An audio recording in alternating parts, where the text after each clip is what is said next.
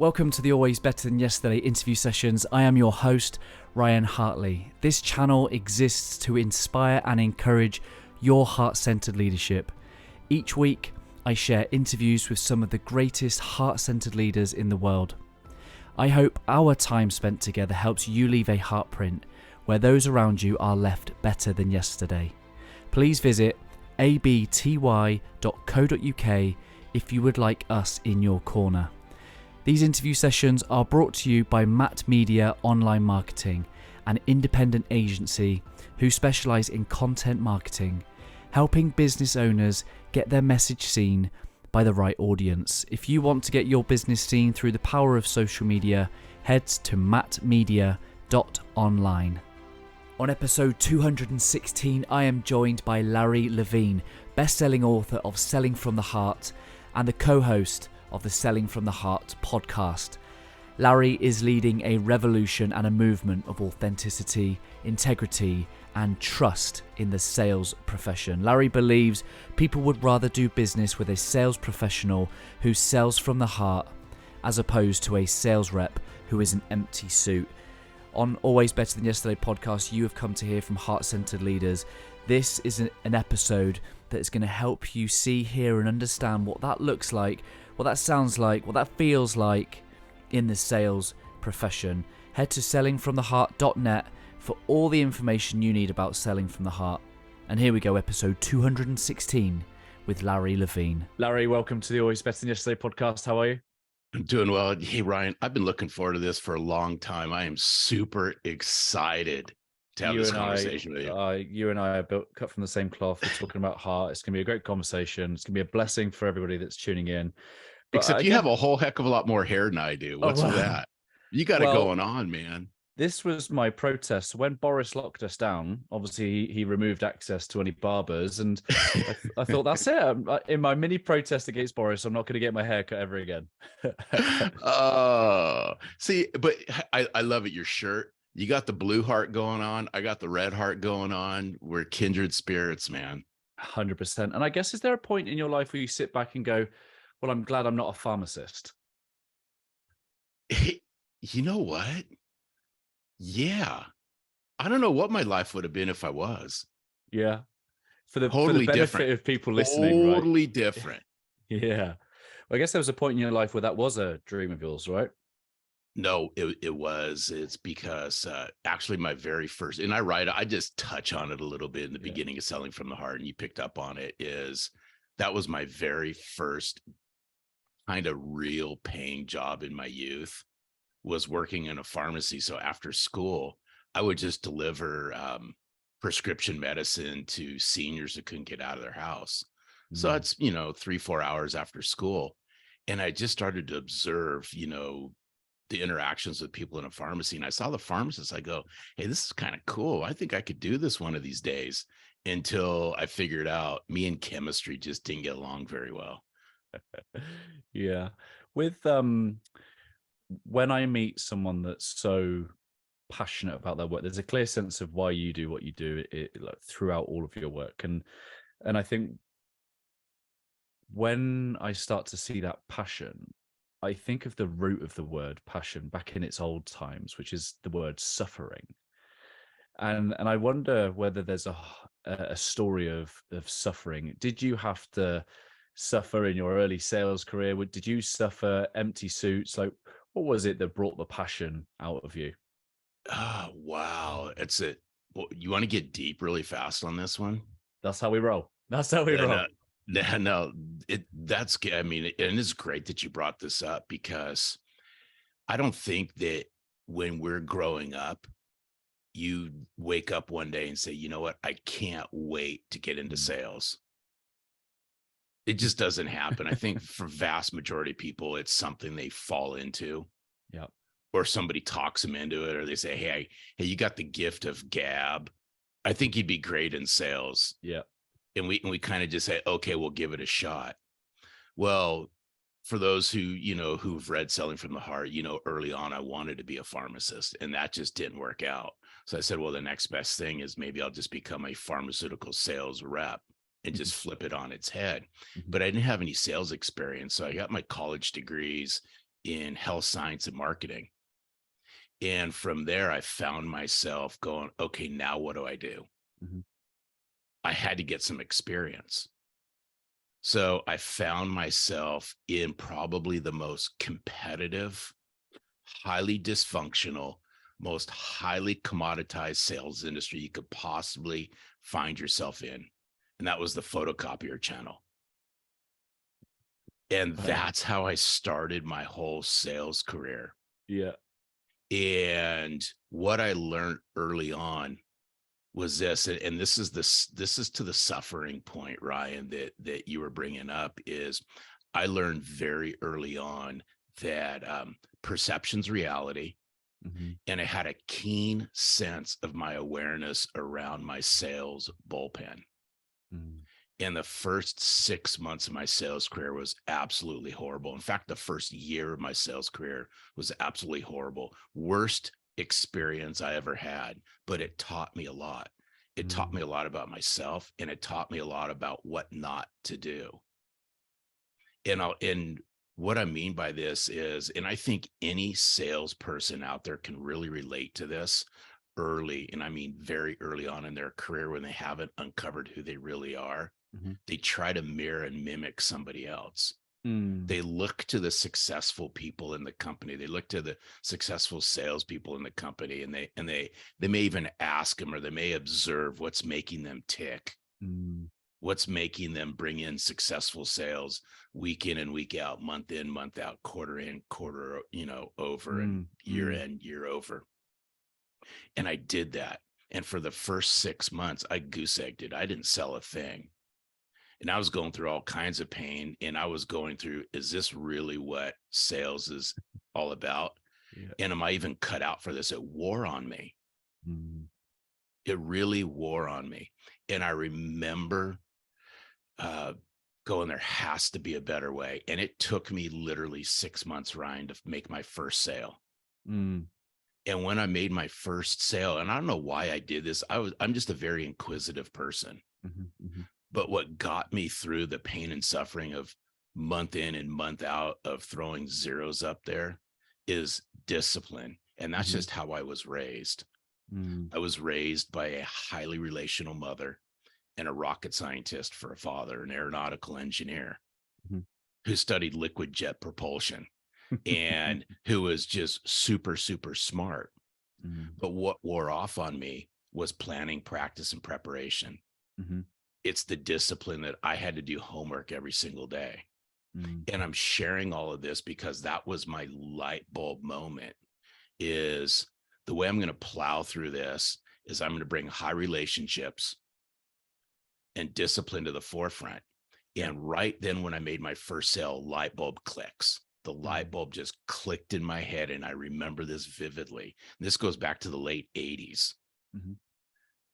I asked the person who bought the very first copier from me, why did you buy from me? I'm just curious. Why did you buy from me?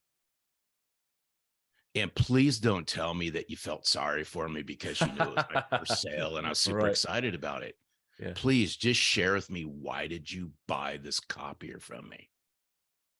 And the person said this, you did something completely different than all the other people we were speaking to. And I said, well, what would that be?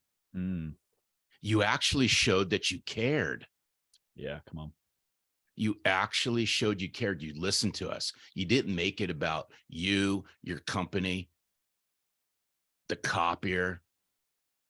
Now, people, I'm in my early 20s when I'm asking this, and it just clicked. I don't know why, it's just something that came over me. And I thought I would just ask. That helped me get over my pain and suffering. That actually launched me into then asking people all the time, why did you buy from me? What was it that made you buy from me?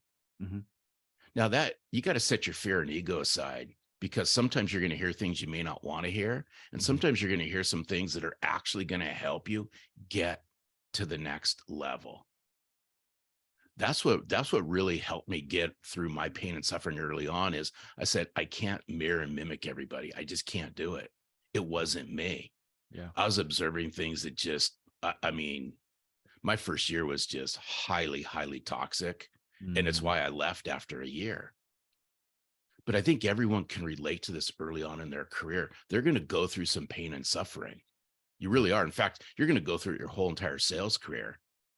It's you got to be willing to acknowledge it, accept it, and then do something about it to change it. Hey friends, just wanted to take a moment to ask if you are a good man seeking growth and good men to grow with. Or maybe your partner's a good man and he's seeking good men to grow with. We are launching Akira, our council of good men who are seeking to walk the path of wisdom with other good men. Akira launches in March. Now is the opportunity to become a founding member of Akira. It will be a low-cost, high-value place for men where they'll benefit from support, challenge, accountability, ideas and solutions. There'll be opportunity for connection and collaboration where you'll receive new insights and perspectives. You'll gain learning and growth. It will improve your mental, spiritual and physical well-being, and it will help you be a better leader in the home, in business and in life. It's Akira, a council of good men seeking to walk the path of wisdom with other good men. We hope to see you on the inside. See the show notes for the links, abty.co.uk/Akira. And here we go. Back to the interview. Yeah, that's powerful. My early career, I spent 12 years in the UK Police Service and, in the organizational development world. And, I had a very, very good leader who had some very distinguished qualities. And I was led to believe that I needed to be an example and a representation of those two. If I was to represent the department. And I got to a point where I was like, I can't do this. This is not my skill set. This is not, and I knew, and I think I was fortunate enough to know that I brought value in a different kind of way. But I definitely had that, I'm not sure I can do this, that this is not who I am. And I guess that brings us on to a topic of authenticity. I think authenticity was always one of my core values, this having in alignment an expression in the world of who I am, what I stand for, having that alignment between inner and outer worlds, right? But maybe for people who haven't got that inner compass to go with, and sometimes do get along the tide of what maybe expectation would have people show up, how do people start coming to the world as an expression of their authenticity? Where do they start? First of all, I love that we're talking about this right now, is because here we are. There's miles apart between you and I, Ryan, but there's so much alignment. And I just wanted to acknowledge that and just say thank you. I mean, this has been long overdue, this conversation, so I'm super grateful for it. But to me, here we are in 2023, and authenticity is probably one of the most overused words that are out there. Yep. Everyone's latching onto the authenticity train. Hey, I'm just being me. This is who I am. And I'm not here to question it. It might be exactly who you are. But is it? And I'm a big believer authenticity starts with congruency. And it's why I use the subtitle in Selling from the Heart is how your authentic self sells you. You can't bring authenticity to the forefront. And I'm not, by the way, I'm going to preface this. I don't have a PhD in human behavior, psychology, any of this. I don't even have a master's degree in it. My PhD is from getting the you-know-what kicked out of me selling copiers in Los Angeles and Southern California my whole entire career, and figuring out this long journey to heart and authenticity. It's been a roller coaster, and I know it's been one for you as well, Ryan. And I bring this to the forefront because the best place to start is you have to draw a line in the sand at some point in time and say, I'm willing to go inward to really uncover who I am. That's if you really want to uncover your true authentic self. Otherwise, I believe it's just a mirror and a mask. Right. And you may have great success doing things the way you're doing it. But if you go back in time, and when I say you go back in time, you go back to all the legendary people from 100 years ago, 150 years ago. In fact, you can even go back even farther than that. They talk about this stuff.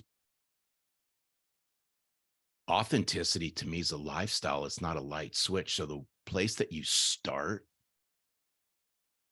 is accepting that in order to really uncover this, you got to dig deep. You got to open the personal cupboard and find out what makes you tick, why you do the things you do, how you do the things you do, what you ultimately bring to the forefront. What are my core values? Mm-hmm. What words would I use to describe myself? Yeah. Be willing to ask people for feedback. Be willing to reflect upon it. Mm. And just, I use this word a lot. It's called chutzpah. It's a Yiddish word. It's just pizzazz. It's like energy, and it's all that. Mm-hmm. Is you got to bring that out in yourself. Mm. And the way you do this is to be able to open that door. You got to open that personal door, and you got to be willing to go places. And these places, who knows where they're going to take you. Mm. But I will tell you this, in bringing Selling from the Heart to the forefront, I've learned more about my authentic self in my 50s than my 20s, 30s, and 40s combined. Yeah, come on. And I think, there's that age old saying, I believe I'm saying it right, with age comes wisdom. And I'll flip this around. I say, with age comes authenticity. Mm-hmm. Yeah. And it's really interesting, isn't it? Because sometimes the process isn't adding; it's actually taking away. It's taking away who I even thought I was, who I thought I should be, and unlearning a lot of stuff about the way of the world. And there's this well-known philosophical principle, the be, do, have. And unless we get really clear on the be side of things, we become human doings. We become so focused and preoccupied on the things that we're doing in the world, and then we go and get some success and we have things in line with that success. But the risk then comes is we get to a certain age where we look around and we go, got the house, the kids, the wife, the cars, and the friendship circle, and all of a sudden it just feels a little bit like I'm trapped. Like in some way the life I've built is not a true representation of how I feel in my heart. And I call that like the penguins of Madagascar moment, in the film Madagascar, where the penguins get there and they get to their destination and they go, oh, well, this sucks.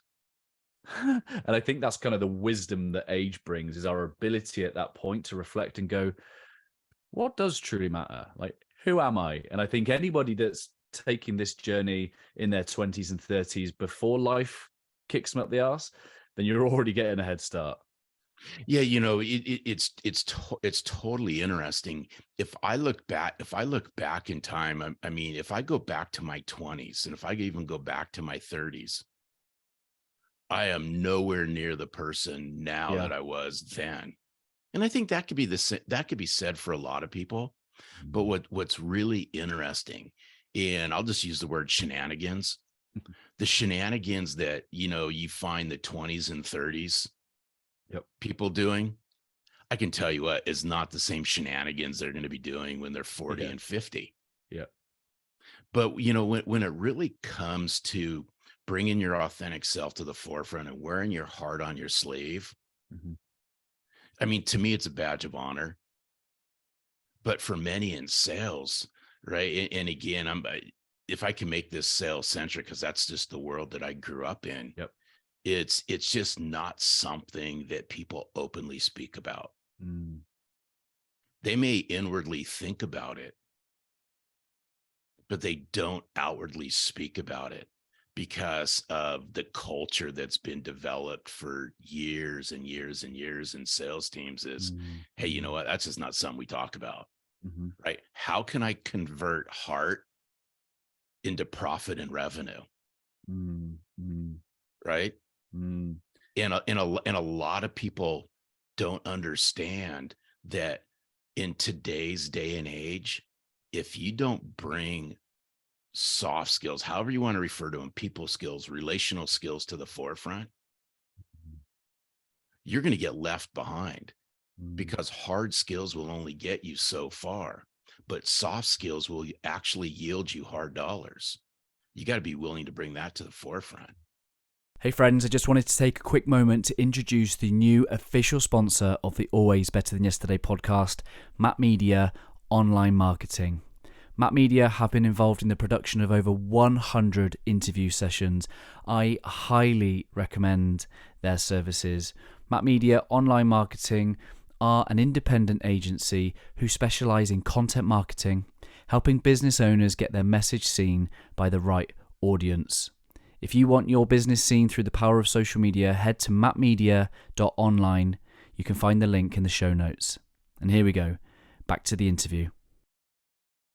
Yeah, and I think this is where I use the word heart set, the soft skills, heart set. It's deeper than mindset. It's before we get to the strategy. I think the words you used at the very start were you care. Like you showed that you care. And I think that's where if we want authentic expression, we have to then do ourselves the service and our clients the service of finding out what we care about. If we truly can connect with my values and the things I truly care about in the world and and the gifts and the skills and the talents that I have that were never meant for me, they were meant for those in the world who need them. That's why they're called gifts, because we're to give them away. Then we can start to posture our heart on how that might be of service to others. And I know you talk passionately about being a servant leader. What does it mean to be a servant leader? Yeah, I believe this. In order to be a servant leader, you just have to give a rip. And I use the term just give a rip because that just encompasses a lot of explicative words that we're not going to use on this podcast, but people they get an idea. Mm-hmm. To really serve somebody, you have to be committed to lending a helping hand. Yeah. And here's what's really interesting about, I'm going to take this two different ways, if you'll allow me to, Ryan, is I want to talk about the act of service and then to serve. Mm-hmm. And in the sales channel that I came out of, it was quite prevalent that this term would be used. We provide great service. Mm-hmm. We're here to be of service to you. Right. And that's okay. But to me, service is a very reactionary way to look at things. You're going on the defensive all the time. An issue happens, you fix it.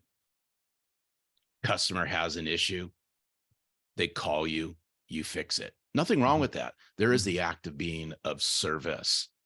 But if you want to bring proactiveness to the forefront, then flip everything on its head and go, I'm here to serve. Serve is to be proactive. It's going on the offensive. Instead of saying, hey, Ryan, I appreciate you allowing me to be of service to you over the last couple of years. Flip it on its head, because words and messaging matter. Mm-hmm. And then you can say, and then I'd say, Ryan, over the last 3 years, I'm super grateful for the time that you've allowed me to serve you. I look forward to the next year and what the next year unfolds for us. But if you really, really, really want to know what it means to serve, you got to go lend a helping hand out in the community.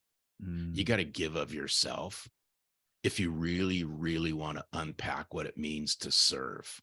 Yeah. And I learned that a long, long time ago. You can't really learn how to serve if you never volunteer, if you never give back to your community, if you never volunteer at a community event for one of your clients. Mm-hmm. To me, there's a disconnect. Mm-hmm. There's so many people out there that say, I'm here to be of service. Are you really? I'm here to serve. Are you really? I devote every single week to serve my community, and that's through my Kiwanis group. Mm-hmm. And it's a worldwide organization. I know you have them in the UK as well. Mm-hmm. That's where I really learned the power to serve. And when you can understand what it means to truly be a servant, your life will forever change. It'll change how you interact with people. It will change how you interact with your clients. It will change how you interact out into the marketplace. It's powerful stuff, but you got to be willing to go there. You got to be willing to lend that helping hand. And if you don't, then I'm going to question everybody out there who says, I'm here to serve or be of service. Yeah, I'm glad you mentioned that. I've got this written down here around the bit in your book, which talks about your community service and how that can help you in your sales. And, we are a community here at Always Better Than Yesterday. And there'll be many people here that are out there serving in the community, but have maybe a disconnect around how their ability to serve people translates to them being able to sell. And you and I got a friend in common in Bob Berg, and I remember being around Bob when he took the root of the word sellen, which in, I think, Latin means to give. And I think, anyone on the heart-centered leadership path understands what it means to give intuitively. And I think, one of the things that I read in your book, it says, if you don't invest, you can't collect. If you don't invest, you can't collect. And that's not to say I give to you in order to receive. It's understanding that that is a mutual exchange of value, right? Yeah, early on, and I think we learn this, Ryan, over time. And I'm only sharing this just based on my observations of what I've seen personally happen to me. Yeah. Is early on in my career, I would give with the expectation of getting something back immediately. The instant gratification, there's a lot of that going on. Hey, Ryan, I'm only going to help you, right? This might be mentally what's going on in my head, right? I mean, I outwardly say it, but I'm inwardly saying it. Hey, Ryan, I'd be more than happy to help you out in doing ... Yep. And mentally it's going on is, hey, as long as that comes back to me, lickety split, right? Yeah. But now, and it's encompassing in my why. And I'm gonna touch on this and wrap this all in, if you'll allow me to, is because this ties into uncovering your authentic self, but it also goes back to exactly what you were just saying about giving.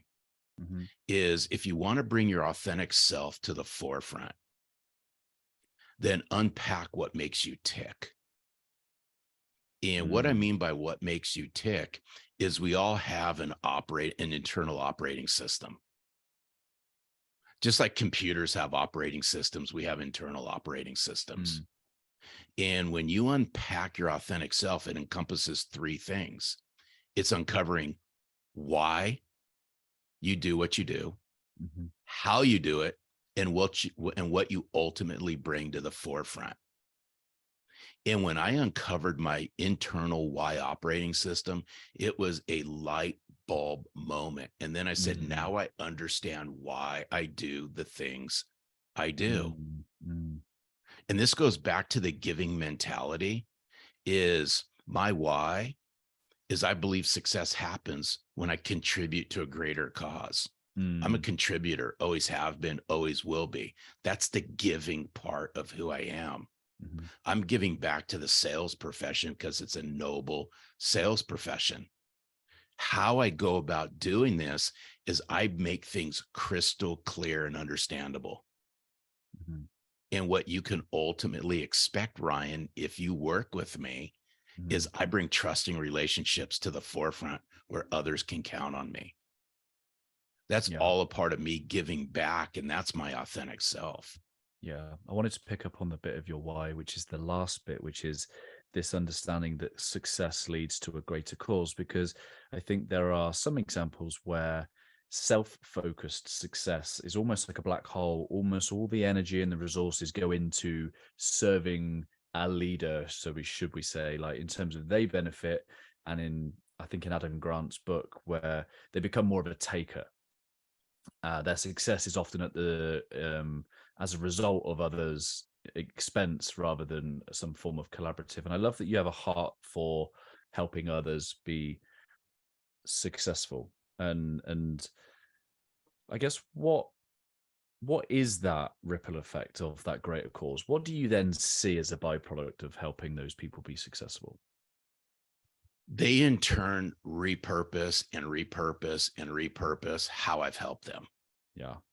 And I never, and I'll share this because I'm personally going through. I'm a pretty humble guy. I don't brag.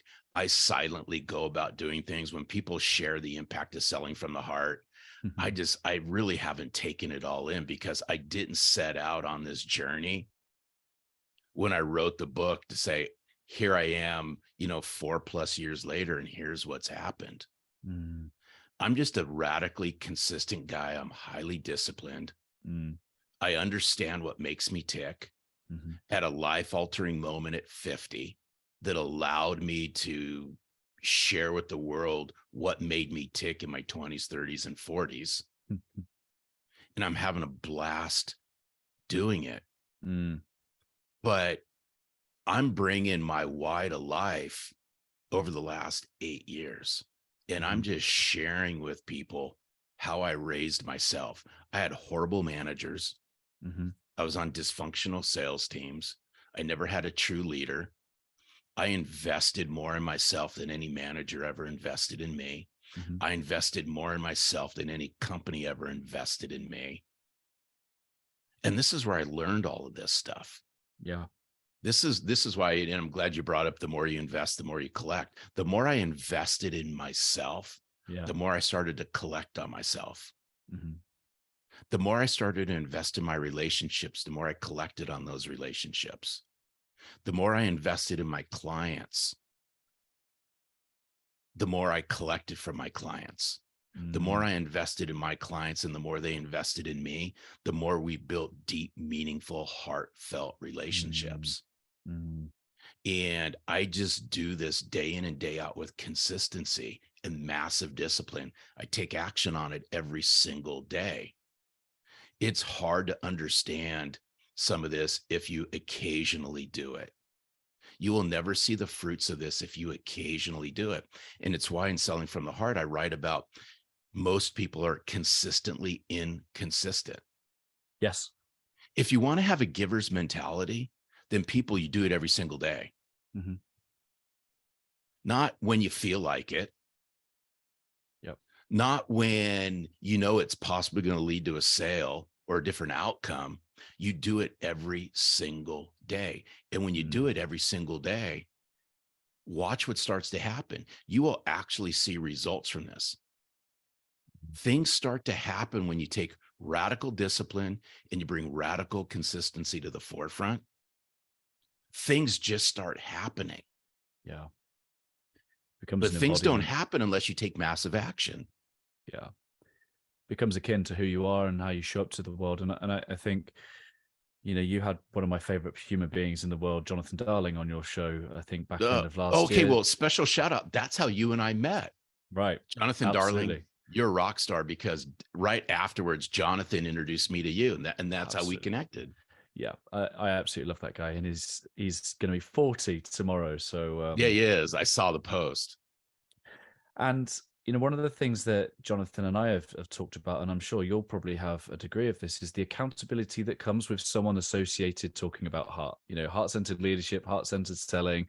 If you so far as go beyond showing a bit of heart in your home, the accountability, like for example, myself and Jonathan have gone, oh, you call yourself a heart-centered leader because this doesn't look too heart-centered right now. And it's iron sharpens iron, and people sharpen people in terms of that accountability. But I guess the channel I'd like to take this particular conversation is that so often salespeople and leaders in general, they can become not just successful outside of the home, but they can become successful at the expense of the home. And I'd just love to know from your perspective, how can your principles of selling with the heart actually help benefit them as human beings, wherever they go, including in the home? So here's what's interesting about this. When people are willing to go down this road, it will actually help them become bigger. Because I in Selling from the Heart, I write about sales chaos. Right. And what I mean by sales chaos is people act one way at home and they act a different way in their professional lives or at work.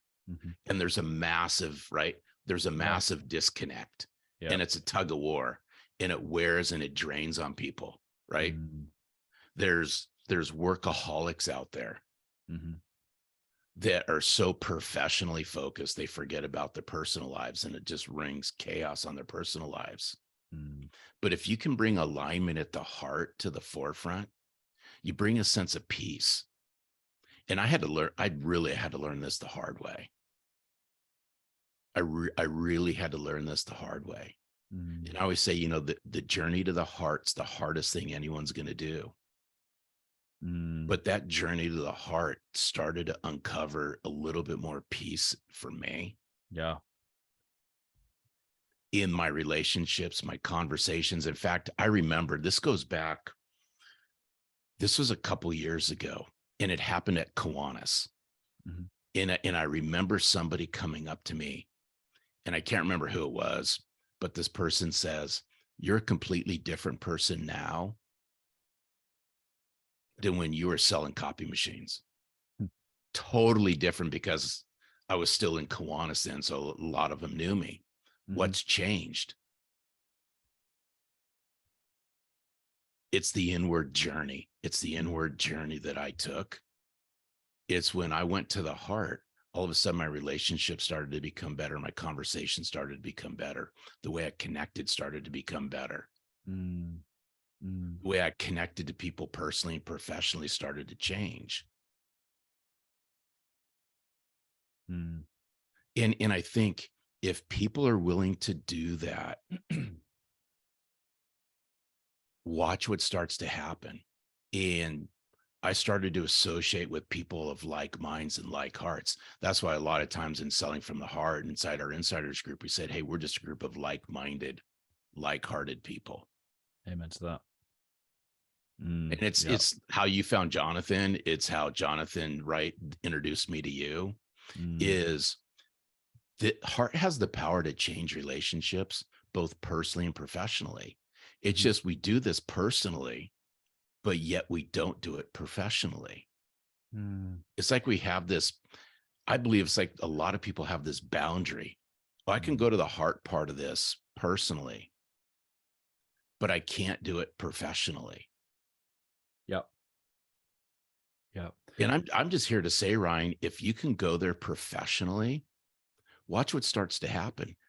It's just a human. It's another human having a conversation and connecting with another human. That's what's the interesting part of this, is it changes conversations like that. Yeah. It simply requires time. Because I think one of the biggest barriers to people connecting with the hearts of other people is the ability to sit and spend time to do that, to get curious, to be willing and ask those simple questions to get to know the human beings around you. However, I believe it doesn't have to take that long. Right. It really doesn't. It really does not take that long. I'm a big believer everyone has a secret sauce. Right. It's that internal secret sauce. It's something internally that you do that comes easy and natural to you. You don't think about it. Everybody has it. It just requires going inward to figure it out. Well, my secret sauce is I can connect and relate to people really easy. And by doing so, this is where I believe you can get to the heart really fast, is connect and relate. The faster you can connect and the faster you can relate to somebody. And then here's the caveat to it. The more comfortable you can make somebody feel about you, the more comfortable they become. The more comfortable they become, the more they start opening up. That's important, because there'll be many men in particular that have lived lives where vulnerability has been conditioned out of them. It's any display of vulnerability has been associated with weakness. And I interviewed a wonderful guy called Dr. Gordon Neufeld, who wrote a book called Hold On to Your Kids with Gabor Mate. So it's from a parenting perspective, but I think it rings true of everybody, is that if we've been conditioned to believe that vulnerability is the enemy, not only will I reject that within myself. But if you start to show vulnerability, I'll reject that in you too. So even as if we come to the world with a degree of courage, heart, others might reject that. But in doing so, I think people have to be steadfast, because it's not you they're rejecting, it's the ability to be vulnerable that's they're rejecting. Yeah. And so, wow, there's a lot there. I mean, I had to learn how to bring this to the forefront. Yeah. I really had to learn how to bring vulnerability to the forefront. And and again, this wasn't anything that I sought out. It's just that this was just who I was. Yeah. And I'm a big believer in the way I brought this to the forefront and how I connected and related or made people feel comfortable is I was the one who was always going first. Right. I made it it was mandatory that I went first. And it wasn't something where like I overstepped some massive boundary or anything like that. It's just something little simple about who I am, what makes me tick, and so forth. And it's so interesting. And I'm glad that you brought up vulnerability, is especially in the sales world. People don't like going down that road. And I'm just going to throw words out, right? It's a big braggadocious, bravado, macho sales world out there. And when people, especially of male persuasion, start using the word heart and vulnerability and all that, the darts start getting thrown at them and things like that. But I'm here to tell you that we all have the capability of bringing heart to the forefront.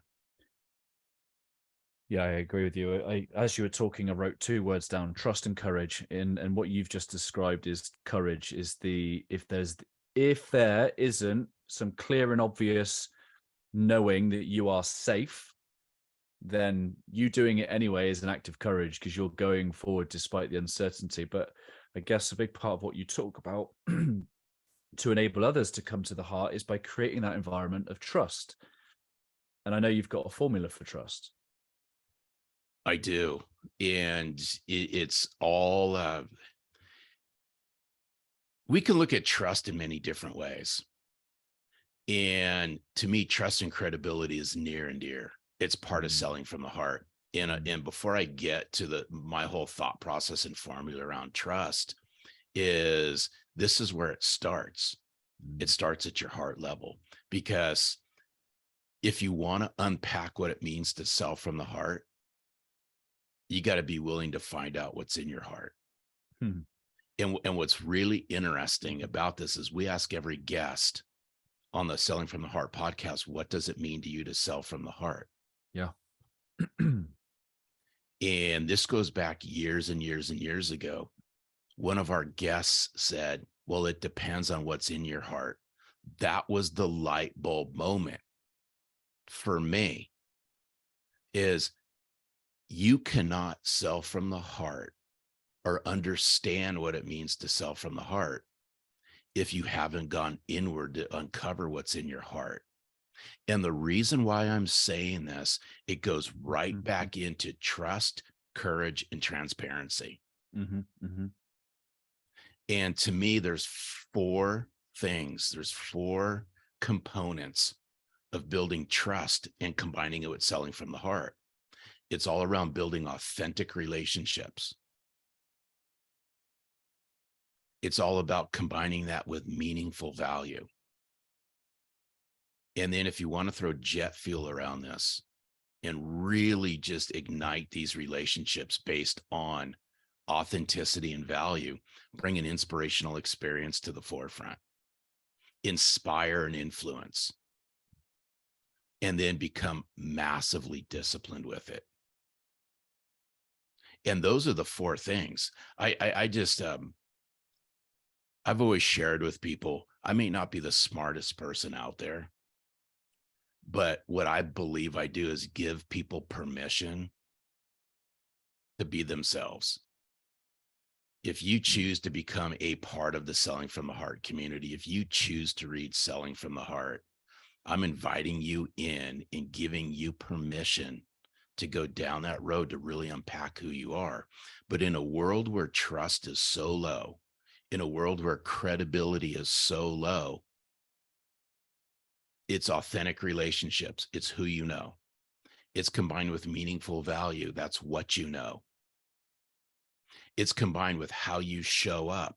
That's the inspirational experience part of this. You are 100% responsible for how you show up. Nobody else, you are. You're 100% responsible for how you show up. And then when you show up, that's the disciplined habits behind all of this. And without disciplined habits, without consistency, the whole trust formula, trust just erodes. You got to bring consistent, radical, disciplined habits to the forefront. Simple as that, but yet so difficult to really implement. That's powerful.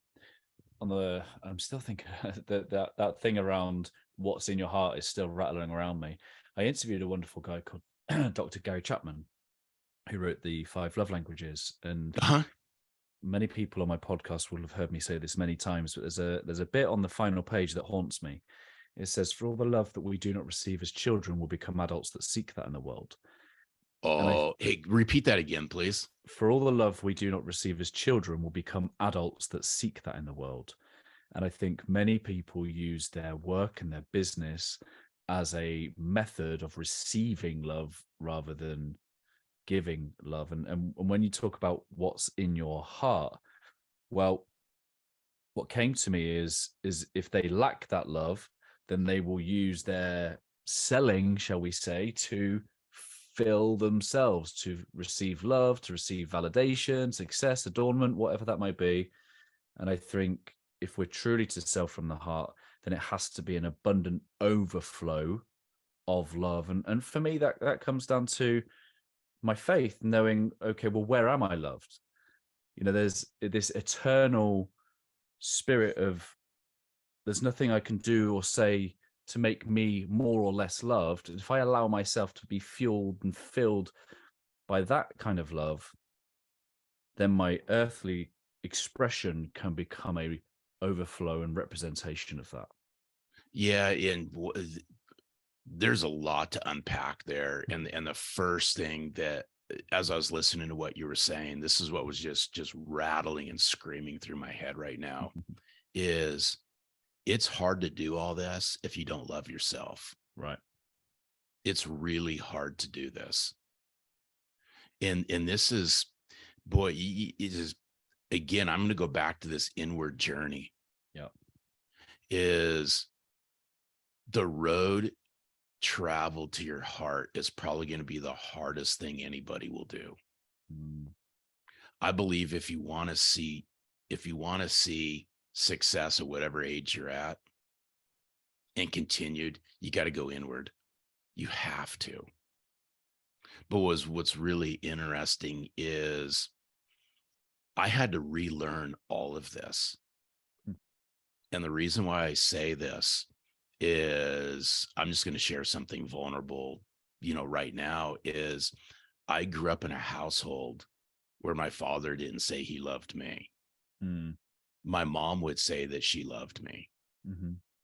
And the reason why I'm saying this is I went into a profession that my dad didn't accept. Right. And try going through your whole entire career in sales, trying to prove to your dad that you're worthy. But yeah, it's an interesting road.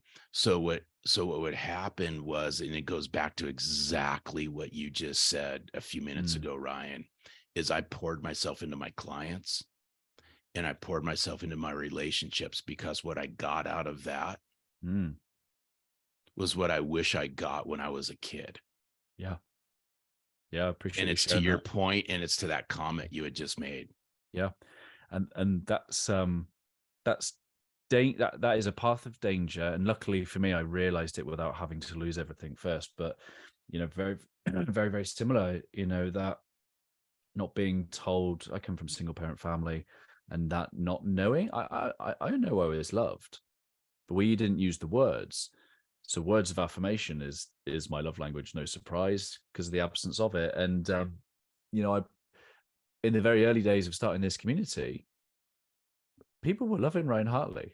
People were Yeah. loving the help that he was providing. And so where did Ryan Hartley go when there were challenges in the marriage? Did he go and fix the things and become the man he needed to be in the home? Or did he go straight into the office and go to where he was loved and adorned? And fortunately, I came to learning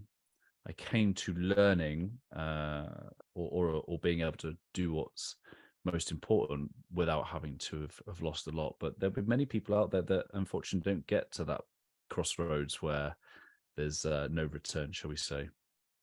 Yeah, and I think why heart and love and all that is so important, especially in the business world today. People are really seeking it. Yeah. And the reason why I'm sharing this with you, this goes back to the how part of my why operating system, is I'm a big clarify guy. I like making things clear and understandable, but I'm highly inquisitive, a curious mindset. And when I engage with somebody, I want to make it crystal clear, right? I'm a crystal clear kind of guy. But And that's still service. That's still service because you're serving their need for that. yeah, no, absolutely. But here's the point I want to drive home with this clarity point of this is I love asking questions. Yeah. So why I know that people skills and relational skills are so important. Why do I know that love, being sincere, being genuine, being authentic, and giving a rip matters right now? Is because I ask people. Right. I'm always asking people. Now, I'm going to share this through a sales centric lens for just a moment, because that's the world that I live in.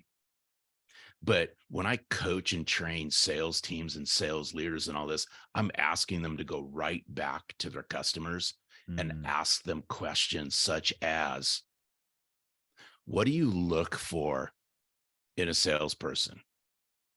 Right? When you think of a salesperson, what do you think of? And they'll start describing all these words. Now I ask them to ask their customers, when you think of the word sincere, genuine, authentic, loving, do you think of salespeople? And then I say, be prepared for the word no, because you're not going to hear it. But then here's my next thing I coach them to. What would happen if you worked with a salesperson who is loving, who is caring, who is sincere, who is genuine, who is authentic, and gave a rip? How would that make you feel? And then just listen to what comes out of their mouth next. That's where you're going to learn that all of this does matter. Yeah. It's what goes on in our head. We have a misalignment between what's in our head and what's in our heart. How we think and how we feel are not connected.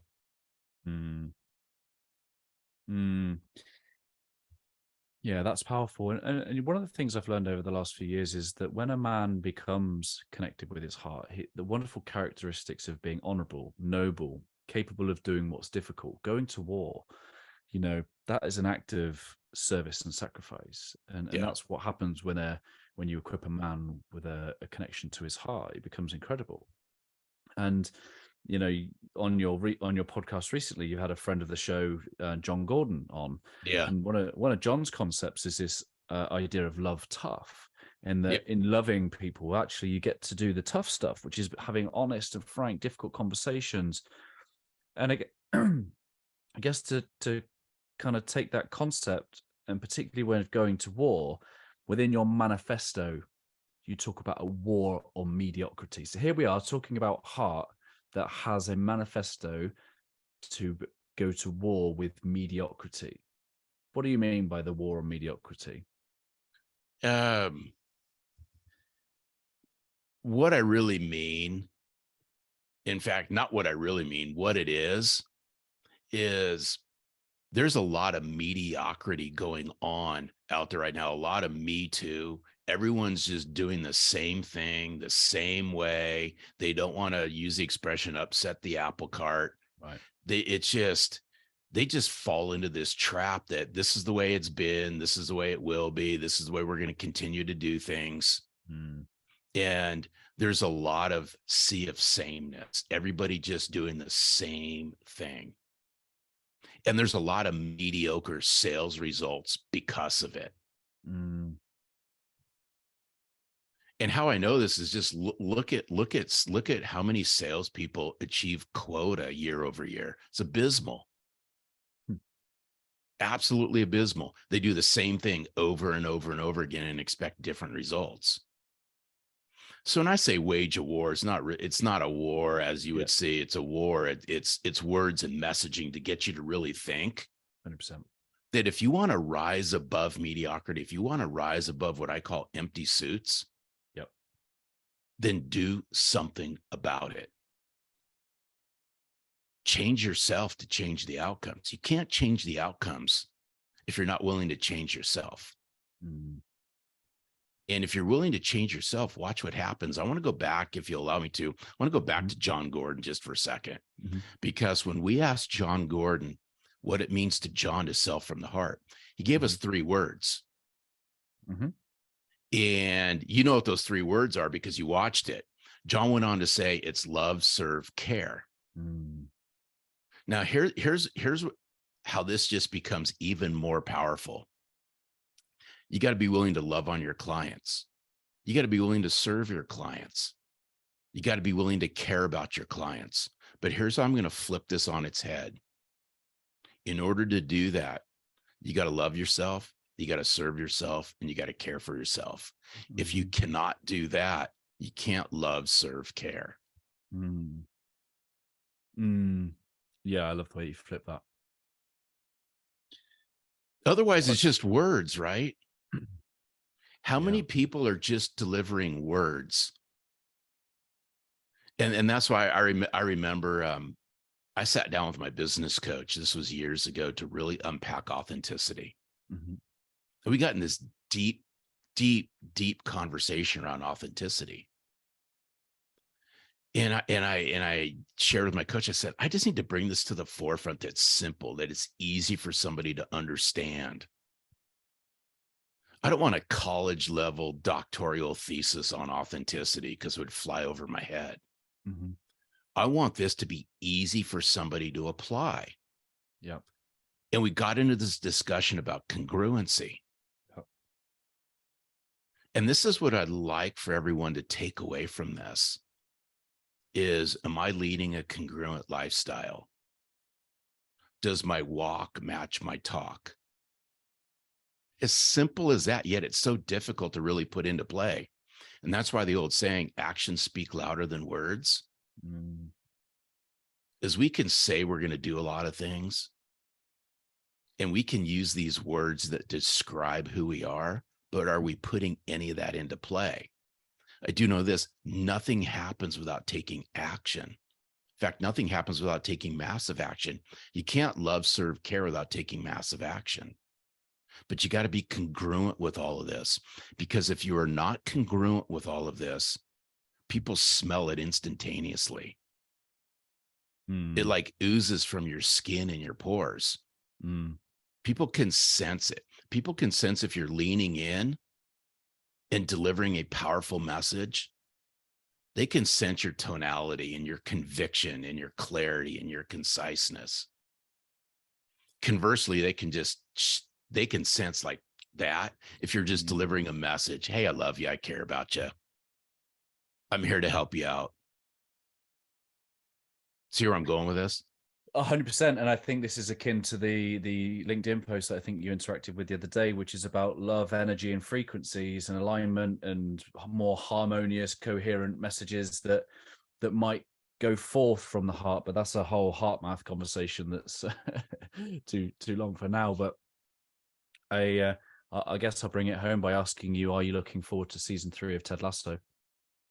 You know what? You're going to laugh at me.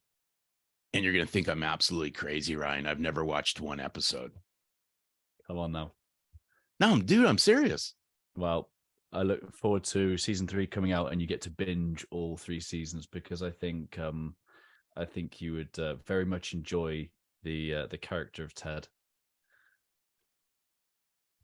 I'll have to watch. I can't promise, but only because I've literally, I can't get into a conversation with anyone around it because I've never seen an episode. Yeah. You said earlier about the word permission, giving people permission, and the root of the word permit in some ways would say to allow, but I prefer the idea of making possible.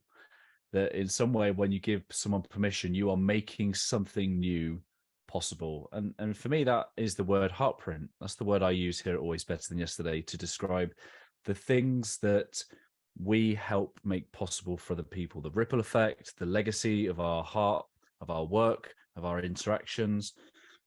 And I guess I'd love to ask you, Larry, the question of what do you think your heartprint will be? Oh, wow. It's a great question. And if I'll just sum it up by just saying, whenever selling from the heart just is not selling from the heart anymore, I would love to see my footprint be somebody that reaches out to me and says, you know something, I remember reading your book 10 years ago. And I read it at a point in my life where I needed to really find some substance, and I really needed to find out who I was. And when I read your book, it allowed me to become who I am today. And I just wanted to say thank you. And I think that's the biggest thing. Here I am, I'm 58 years old right now. I still got some road ahead of me. But if I fast forward, right? If I just fast forward and you're getting me to future think just for a moment, is, here I am. It's 2023 as we're recording this and we're having this conversation. But if I plug 20 years onto this, so now it's, oh my gosh, it's 2043. Yeah. Holy smokes. Yeah. And Ryan and I are here, right? Ryan's still got long hair. I don't have any hair, and we're having this same conversation. And you asked me to look back. I want to be able to look back and say, I left a mark with people because they read Selling from the Heart and they implemented Selling from the Heart to help them become better. I want to be able to reflect back and say, that's the footprint I left in the sales profession.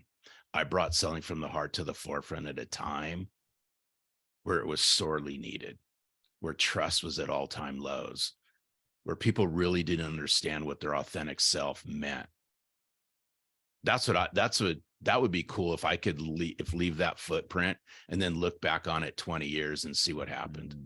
I love that. Thank you so much for your hard work.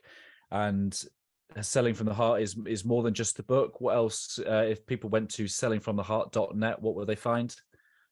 They would find access to obviously the podcast. So you could find our podcast that my dear friend and co-host of the podcast does is we do weekly. You can find the Selling from the Heart podcast. You can find blogs. You can find resources. You can find resources for sales professionals. You can find resources for sales leaders. You can find my book on sellingfromtheheart.net as well. You can find all of our upcoming events at Selling from the Heart. Anything you want to know about what we're up to, go to sellingfromtheheart.net.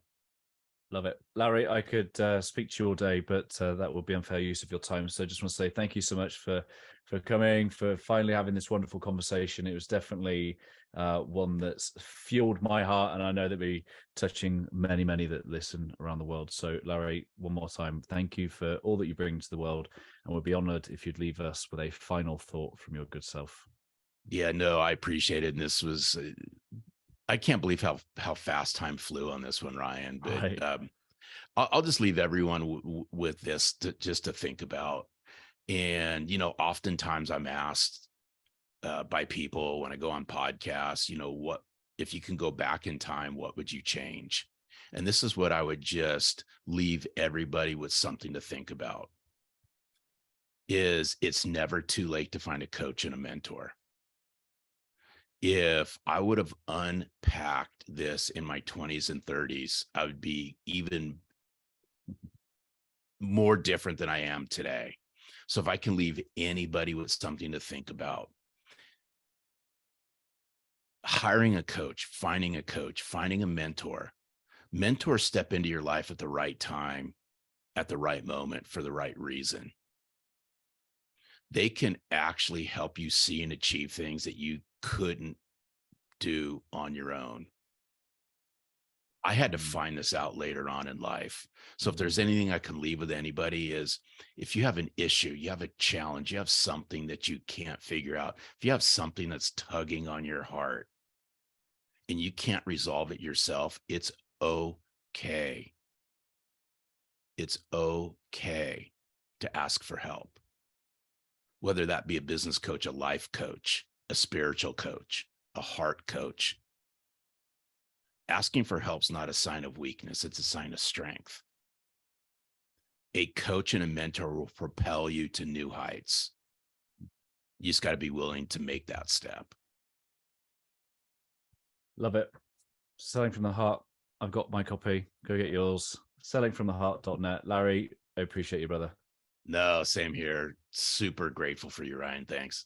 Thank you for making it to the end of the interview here on YouTube. I hope that our time spent together has left you a little bit better than before you push play. Before you go anywhere, please leave a comment down below. Some of your key reflections, your key takeaways.